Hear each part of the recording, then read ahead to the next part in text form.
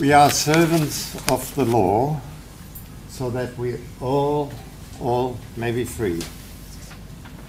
Freedom is special, for it brings out the best in us. I'm quoting Cicero and Immanuel Kant so that you can conclude that I'm civilized. Ron and crew, fellow speakers, colleagues and friends, thank you very much for inviting me. I appreciated the opportunity to postpone my senility, and it made me read some stimulating books, old and new, and rethink some of the issues that have long interested me from a different angle. I would also like to acknowledge the presence of my wife Regina, who allowed me to come here instead of doing the right thing and celebrating her special birthday at home with friends. Happy birthday. Thank you.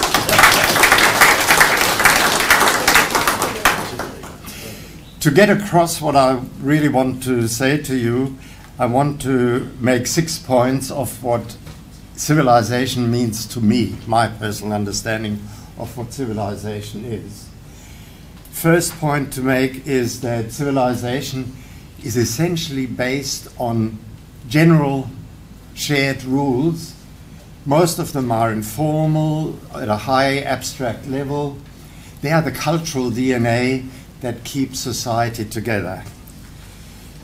They coordinate us in a way. They are a shared vision and inheritance of those who belong to a certain civilization. These rules, help or hinder specific creativity, what we actually produce.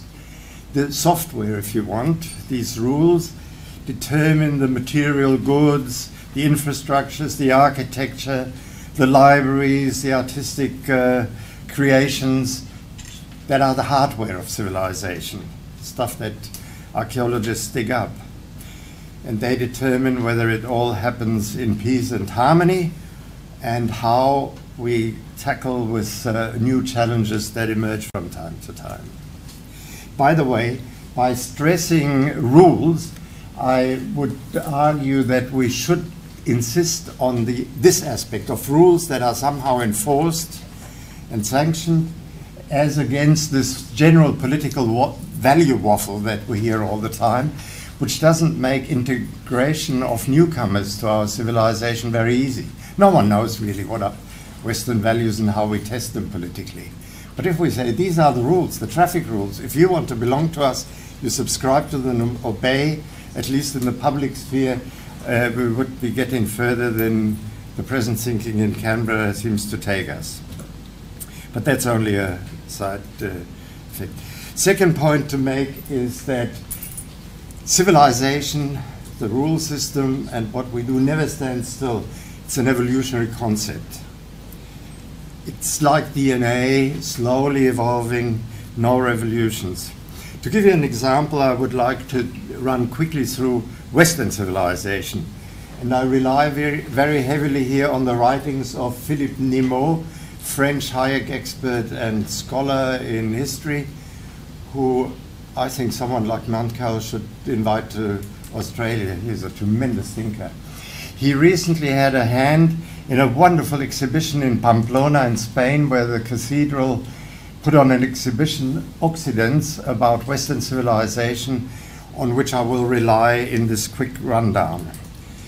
I want to say that Western civilization was formed on the basis of 4 taproots. First, Greece. The polis, democracy, philosophy, rational science. On Roman roots, on law, private property rights, the separation of the private and the public. Christianity, which humanized this pretty harsh Roman culture, introduced more compassion, compromise, progress. And fourth, and that's frequently forgotten, the Germanic spirit, rule-based kingship of free men. What in the late era of antiquity, the Goths, the Lombards, the Vandals, the Franks and the Saxons a bit later introduced, got a bad press initially, but it was the germ of constitutional monarchy. When a newly anointed Visigoth king rose up, his barons stood in front of him and recited the following formula: "Never forget that you have power over us, because we want you to have it. It resides in us as individuals."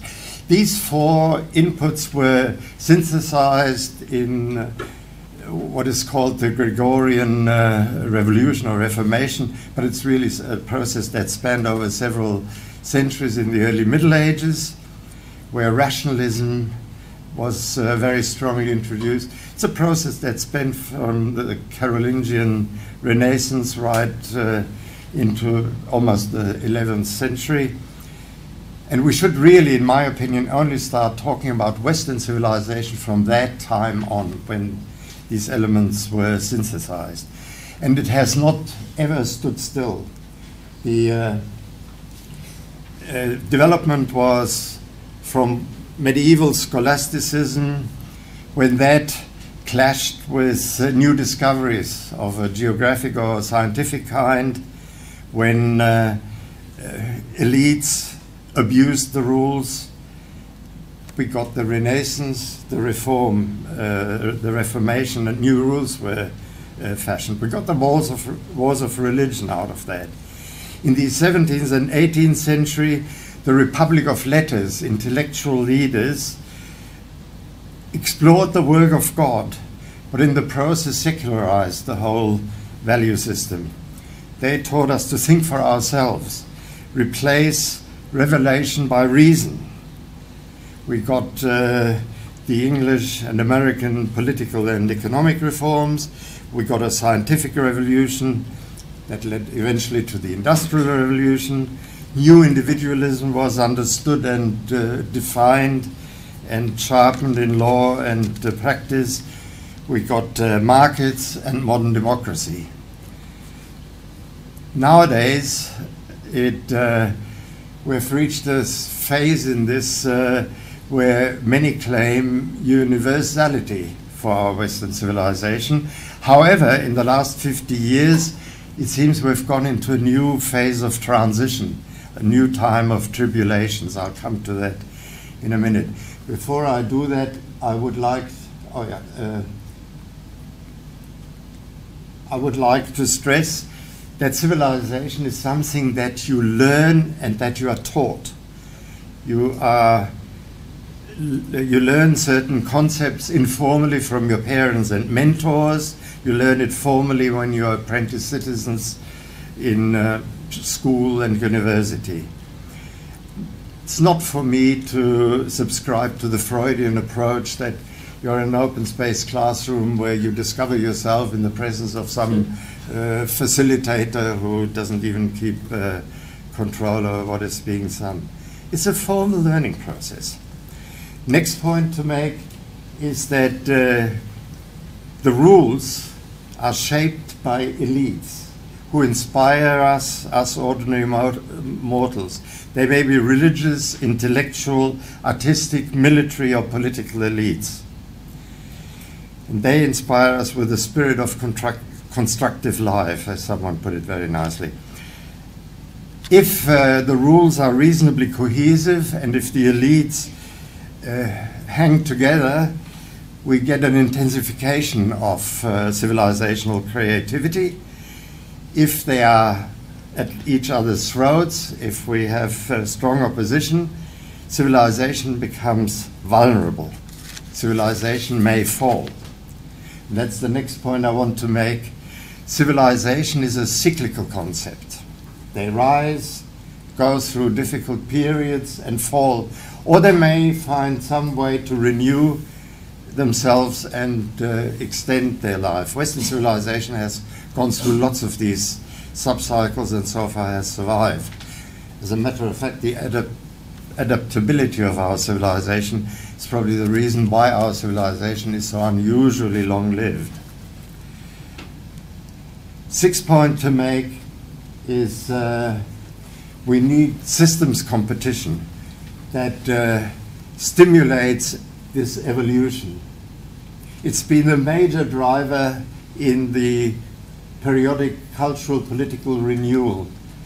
It has added in these times of difficulty new cultural genes, if you want, either adapting something from other civilizations who are rivals, or done by the invention of individuals and groups who try something new. You would be familiar probably with the writings of Eric Jones, the British-Australian historian who wrote about the European miracle, where he compared closed, static societies like Habsburg Spain, like closed China, with the more open, rivalrous Italian, later Northwest European regimes that in political rivalry tried to attract resources and introduce new ideas. Oh, thank you very much. But there's a very dangerous aspect to this, that if this rivalry, this cultural rivalry, is loaded up with nationalism, we can easily get conflicts, costly conflicts and wars. Think of the wars of religion, for example. And I want to quote here from a recent speech by Mario Vargas Llosa, the Peruvian Nobel Prize winner, who said nationalism is the lamentable inheritance of the Romantic Age. It has covered European history in wars, blood, and corpses. Great speech.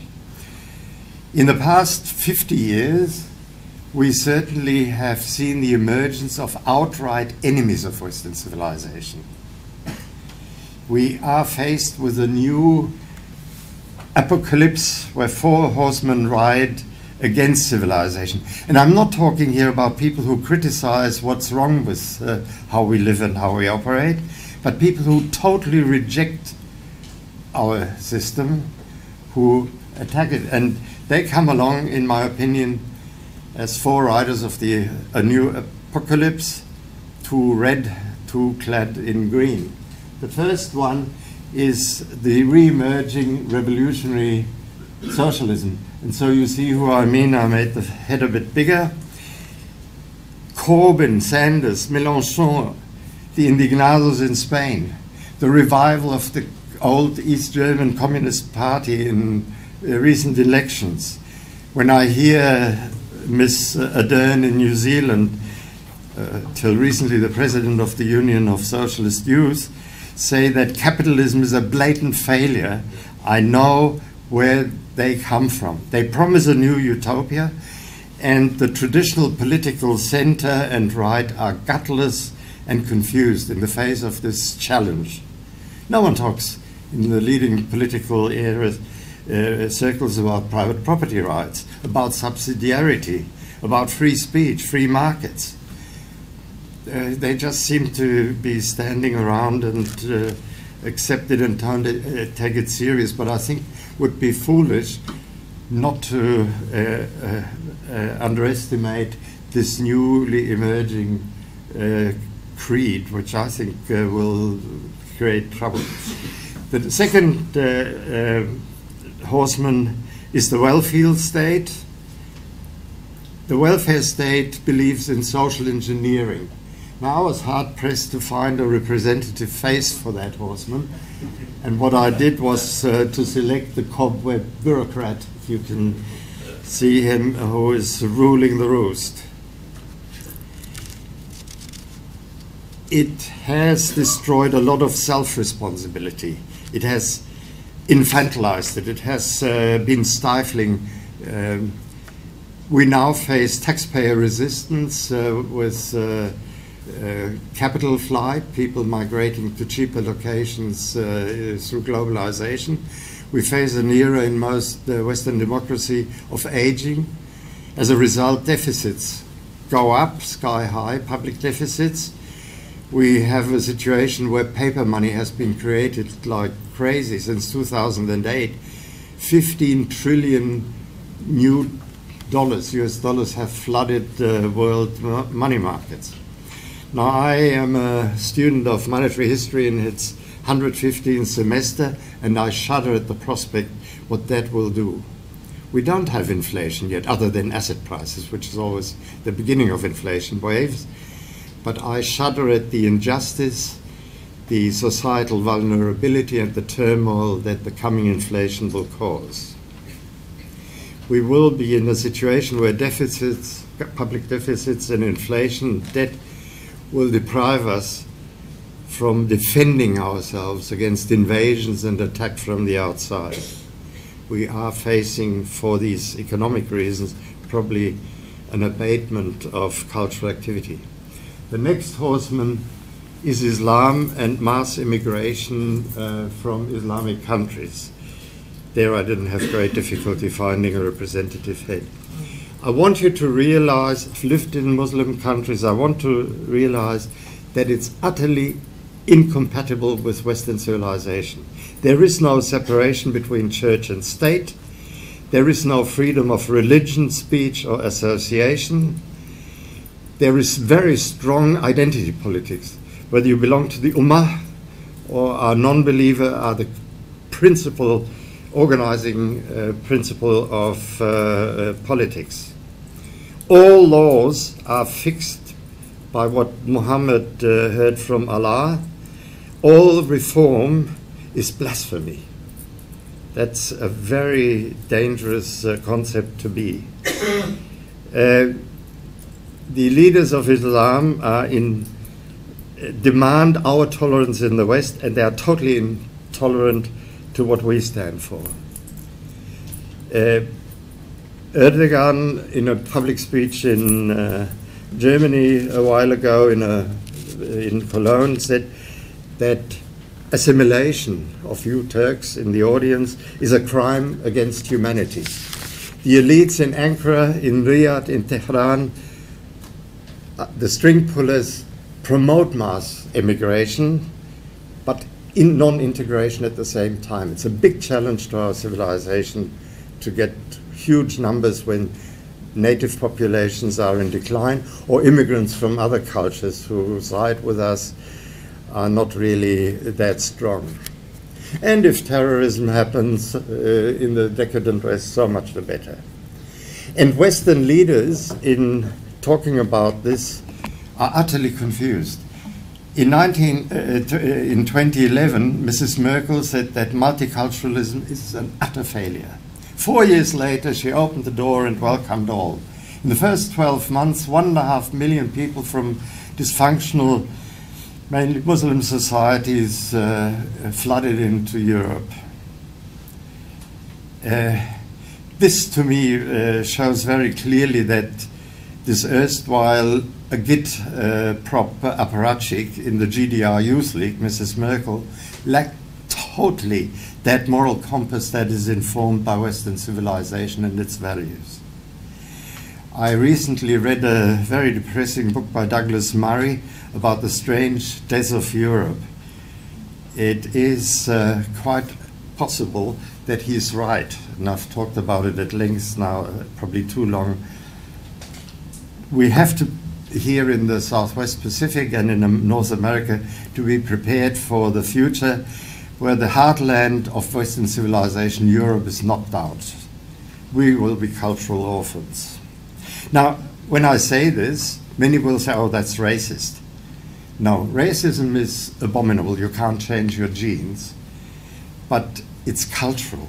I'm talking here about cultural resistance and the fact that we have to expect newcomers who want to join us in our civilization to embrace the rules, at least in public life, the traffic rules which we all share, which otherwise lead to a lot of accident.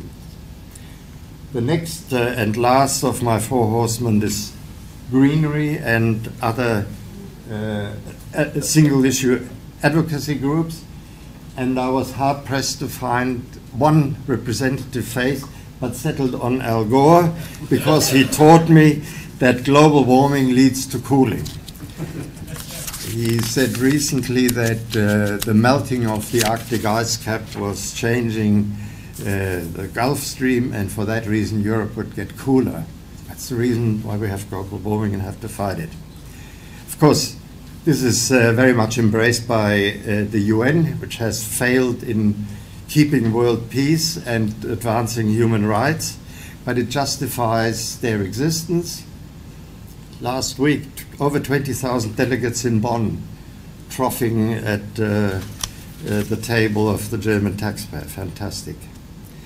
What this has led to is, in the Australian case, the fact that Ian Plimmer recently described that a country, Australia, which is incredibly rich in coal, gas, uranium, wind, sun resources, and we have politicians influenced by this who have created brownouts and electric price rises. My opinion is, let's abolish all these subsidies, let markets ribbon find out, individuals and entrepreneurs, what the solution is to creating cheap energy for the people. We, the people, would be best to find out about that. We are facing these four horsemen, these enemies, in a pretty poor mental condition as a society. In the last 50 years, we have had a rise in cultural relativism. The PC police suppresses free discussion and makes many things a thing that used to be fun an offense. We live in a vitocracy, not in a democracy. Everyone has a right to stop others. Think Adani. Single issue lobbies advocate, they're government financed. That's why I don't call them non-government organizations. They violate the principle that in a democracy, politics is always a compromise among different goals. We have to find our way through. If you promote one single issue, you neglect all the others, you create instability, and you create uncertainty, and that's a very big danger. We live in a world now where parliaments have delegated a lot of the rule formation to independent bodies. Think Human Rights Commission in Australia, think UN conventions, think special tribunals that set rules which have nothing to do with that traditional democracy. Identity politics. We are not equal before the law anymore. Now we are all victims and deserve special treatment. Anti-globalization, the new protectionism which has generated a lot of populism. And that's frequently hate-driven. I'll come back to that. And all this is empowered and polarized in the social media. There has been an important technical change. Now, I could spend a lot of time talking about this list, but I want to talk about polarization, and secondly, a little bit about globalization. The Economist newspaper earlier this month showed this graph, which comes from Pew Social Research in the United States.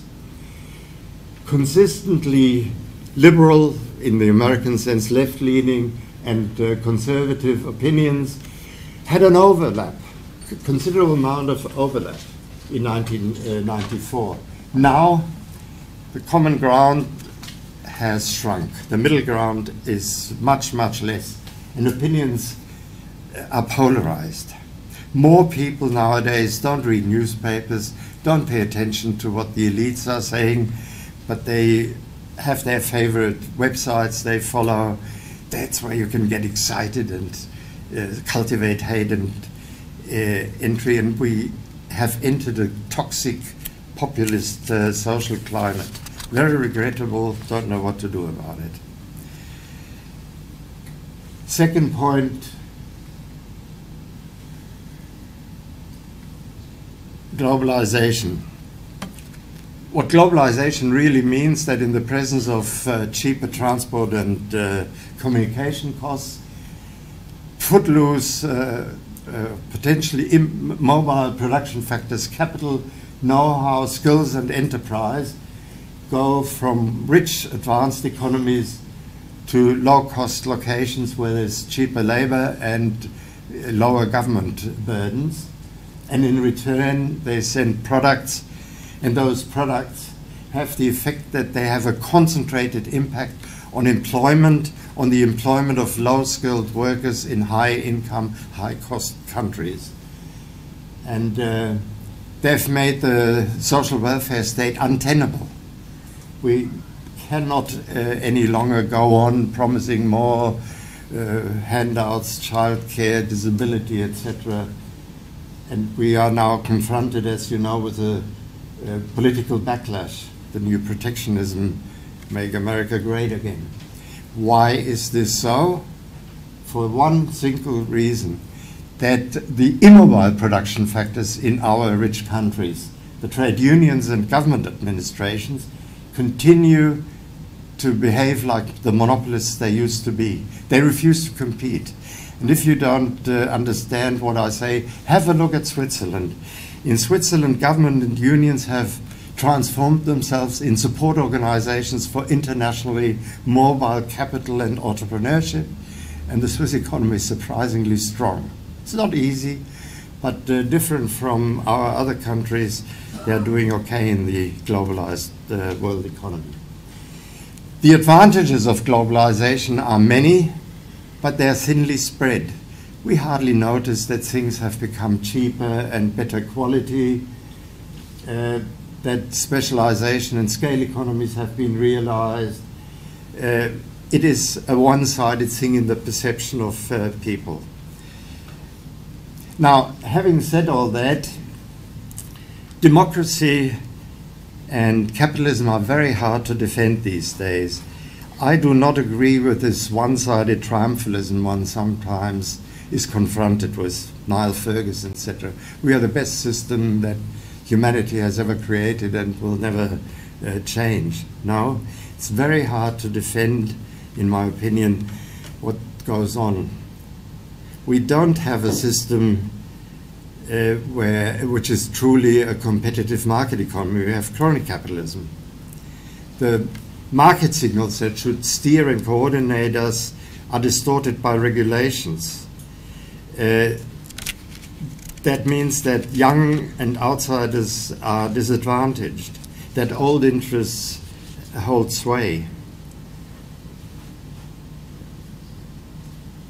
Now, that is all possible because the old apocalypse that shaped human thinking is no longer with us. We have been very successful. The four riders of the Acropolis used to be subjugation, war, famine, and sudden death. We don't fear that anymore. We are so successful. And we are wrapped up in dangerous complacency. We rely on facile political promises that we will be protected, that regulation will protect us from these challenges and these outside enemies. And we are oblivious of the long-term consequences of such protectionism. As a result, the cycle of liberalization has ended.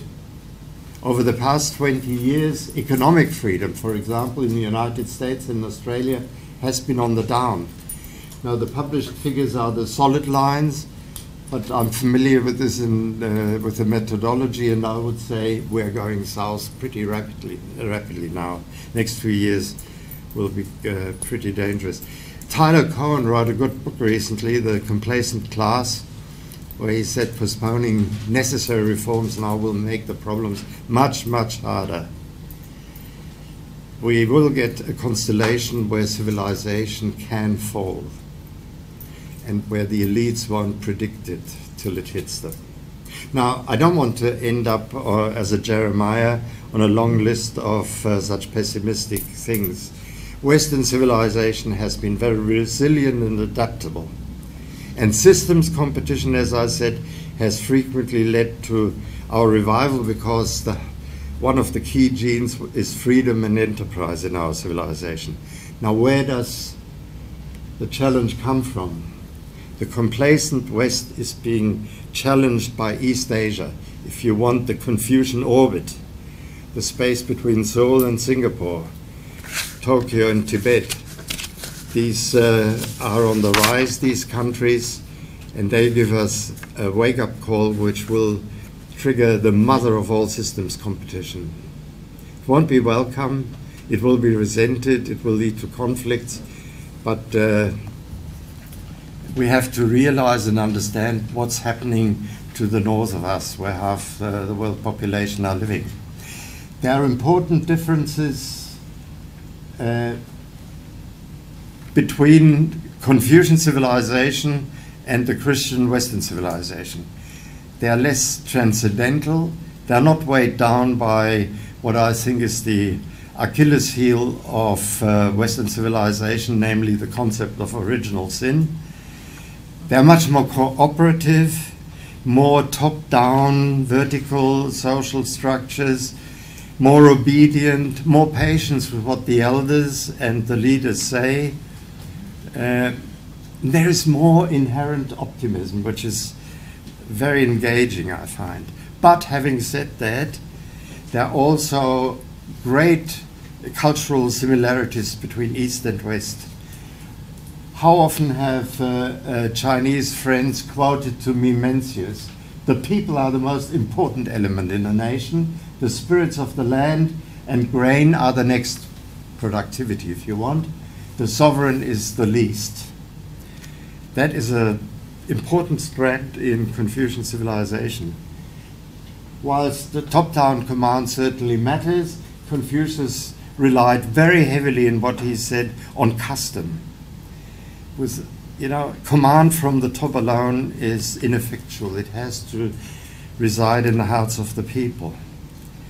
There is a lot of reliance on less close relation between leaders and individuals. The emperor is far away. There is the concept of the mandate of heaven. If the elites mismanage the economy, the regime has to change. And I bet you that the rulers in Beijing still pray for good harvests and economic growth. Eastern civilization, Confucian civilization, is not an enemy, not so different what I said about Islam, but much closer to the way we think. The East Asian tigers, as we know, opened up to world trade for fear of Mao, but their very success then led very quickly for China to improve their own system. This economic freedom statistic from the Cato Institute shows that from a very low basis, China has improved economic freedom, and I should say cultural freedom, etc., as well, quite enormously. They're not there where we are, but they're getting closer. And it has led to very rapid catch-up growth.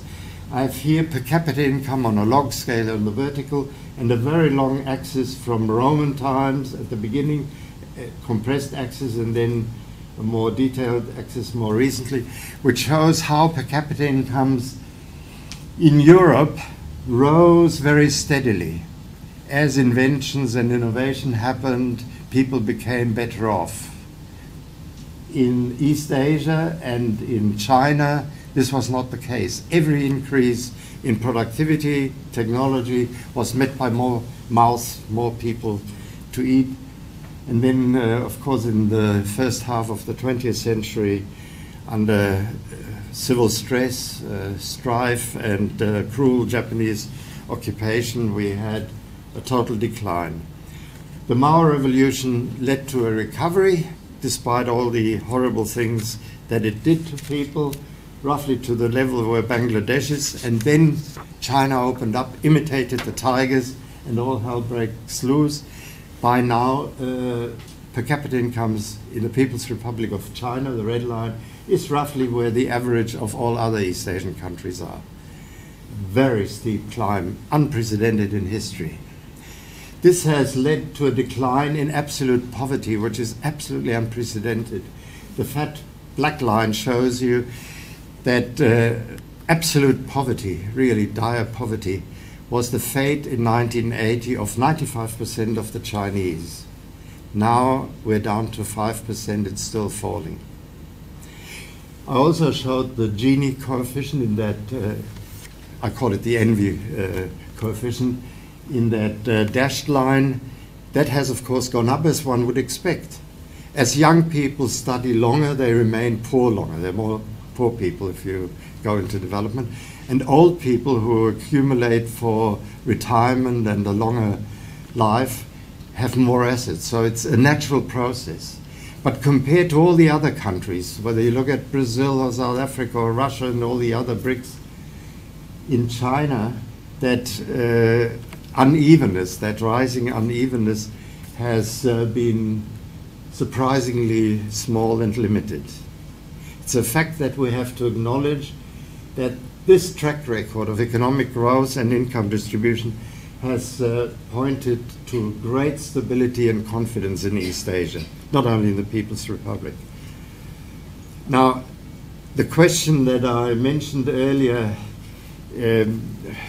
about cooperation, I could talk in theory, but let me just give you an example. The Chinese high-speed trains are based on the German ICE trains. Because of legal limitations, noise controls, etc., they are allowed to go a maximum of 220 kilometers an hour. In China, they're now moving that essentially same train at the technical limit of 350 kilometers an hour.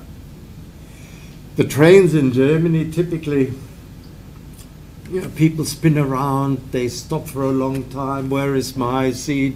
Oh, I have to go back there. In China, you're programmed.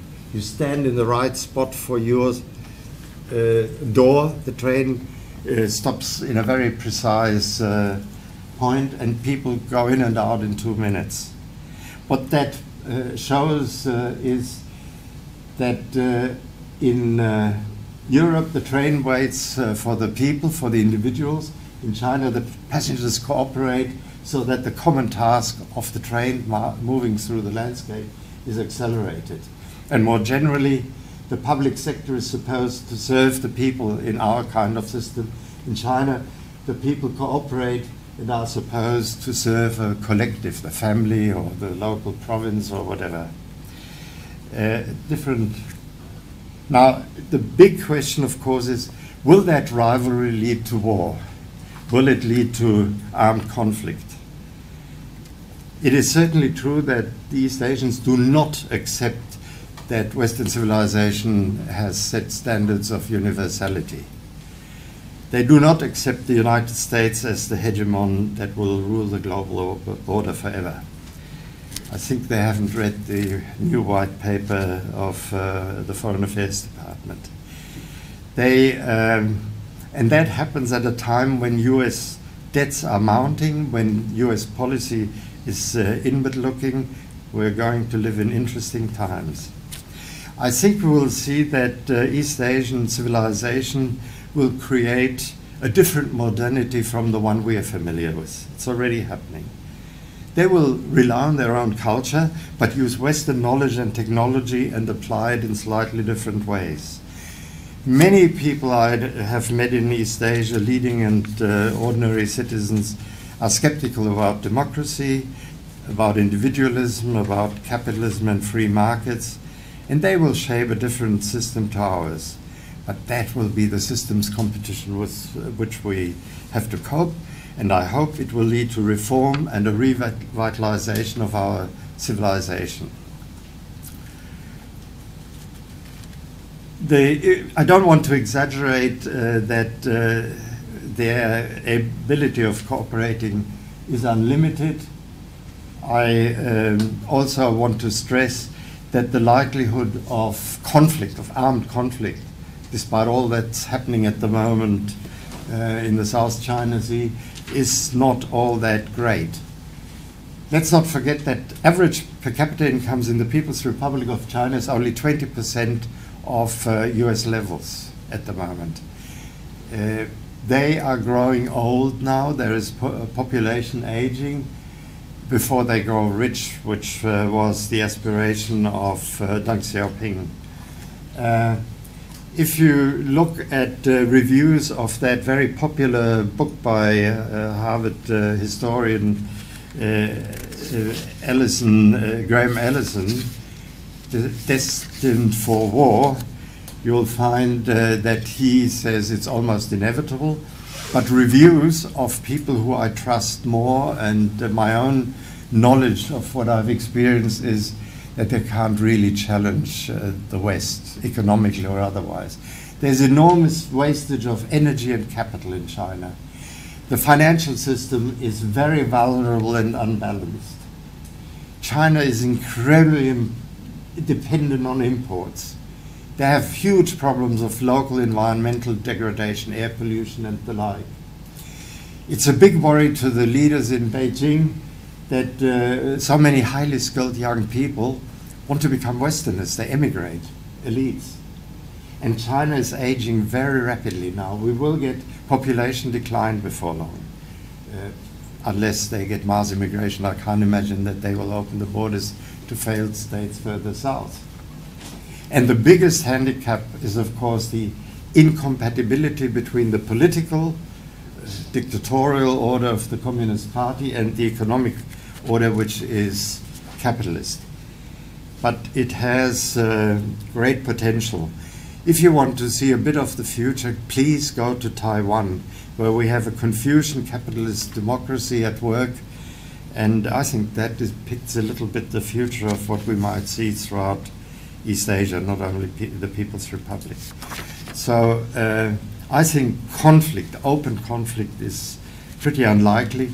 Mainly, I think, because the Chinese have a deep-seated sense of pragmatism. They are not crazy. They don't want to risk everything they have achieved. But of course, the decibels, the political tensions will rise, and we will face systems competition on the cultural and on the economic level. Now, what does all that mean for Australia? First of all, the Australian incarnation of Western civilization owes a lot and has fared very well with the general values of Western civilization. We have fared very well with imported and adjusted British institutions and, if you want, cross-fertilization from the United States. However, we are a geographic outlier in these Confucian longitudes, in the Confucian, near the Confucian orbit. And we should realize that our cultural assets make us very attractive to West admiring elites in East Asia. Many look to us, many more than we probably realize. We must resist self-doubt, timidity, petty politicking, and macroeconomic stupidity to stay true to our forms. And that is, you students in the room, your task. We need to study Confucian civilization so that we understand what is important to them, what is legitimate in what they put up, that we can argue our case, and that we Australians can help others in Western countries to better understand what's happening there. And also, very importantly, to know where and when to push back when they do illegitimate things that endanger the world order. I would plea with IPA, with Bella, to study Eastern civilization as a counterpoint to Western civilization. It will give us a further dimension and make us better understand what is important in civilization generally. What should we do? We should definitely not belittle but respect East Asian countries. That sort of arrogant way, oh, the bogs, etc., what do they know? They're very allergic to it and understand why. And if you take them seriously, you have friends very quickly and admirers. I speak from personal experience. We should benefit from trade and investment as much as we can. We should benefit from people exchange. We should be possibly selective in picking up some of these cultural genes which are successful in the East. And we should try to understand what's going on there with informed empathy. We are, in a way, near the two greatest, longest, most enduring, deepest civilizations in the world. there are opportunities for Australia to shape the next incarnation of our Western civilization, opportunities that we will in the next generation have to realize. But very importantly, we must remain anchored to the bedrock of individual freedom, stick to the spirit of Kant and Cicero, who I quoted initially, and although I started with two quotes, I want to end with one, namely Voltaire, who said, "So long as the people do not care to exercise their freedom, those who wish to tyrannize will do so, for tyrants will devote themselves to put shackles upon sleeping men." The biggest danger at the moment is our complacency. We can't remain asleep. I hope I have at least kept you awake in the last few minutes. Thank you very much.